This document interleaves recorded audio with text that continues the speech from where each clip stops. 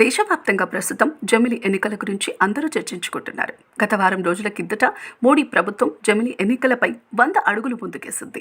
జమిలి ఎన్నికలకు సంబంధించిన బిల్లును రాష్ట్రపతికి పంపించింది. దీంతో 2026 లోపు దేశవ్యాప్తంగా జమిలి ఎన్నికలు జరిగే ఛాన్స్ ఉందని చెబుతున్నారు.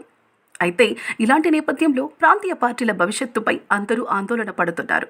నిజంగానే కేంద్ర ప్రభుత్వం జమిలి ఎన్నికలు నిర్వహిస్తే దేశవ్యాప్తంగా ఉన్న ప్రాంతీయ పార్టీల మనుగడ చాలా కష్టతరం అవుతుంది. జమిలి ఎన్నికలు జరిగితే ప్రధాని నరేంద్ర మోడీ వర్సెస్ రాహుల్ గాంధీ మధ్య ఫైట్ గానీ అన్ని రాష్ట్రాలు చూస్తాయి. అప్పుడు ఎమ్మెల్యే అలాగే ఎంపీ పోలింగ్లలో ఎక్కువ శాతం జాతీయ పార్టీలకు ఓట్లు పడే ఛాన్స్ ఉంటుంది. అప్పుడు ప్రాంతీయ పార్టీలు తీవ్రంగా నష్టపోవటం జరుగుతుంది. ప్రాంతీయ పార్టీలను నష్టపరిచేందుకే మోడీ సర్కారు ఇలాంటి నిర్ణయం తీసుకుందని ఇప్పటికే కొంతమంది అంటున్నారు. అంతేకాదు, రాష్ట్రాల సమస్యలు పక్కకు జరిగి కేవలం జాతీయ సమస్యలు మాత్రమే తెరపైకి వస్తాయి. కేంద్రంలో అలాగే రాష్ట్రంలో జాతీయ పార్టీలే అధికారంలో ఉంటే ఆయా రాష్ట్రాలకు ఖచ్చితంగా నష్టం జరుగుతుంది. ఉదాహరణకు ఉత్తరప్రదేశ్లో బీజేపీ పార్టీ అధికారంలో ఉన్నా కూడా పెద్దగా డెవలప్మెంట్ లేదు. తెలంగాణ కంటే కింది స్థాయిలోనే ఉత్తరప్రదేశ్ ప్రతిసారి ఉంటుంది. అయితే ఈ ఎన్నికలు జరిగితే ప్రాంతీయ పార్టీలు నష్టపోకుండా ఉండాలంటే జాతీయ పార్టీలతో పొత్తులు పెట్టుకోవాల్సి వస్తుంది.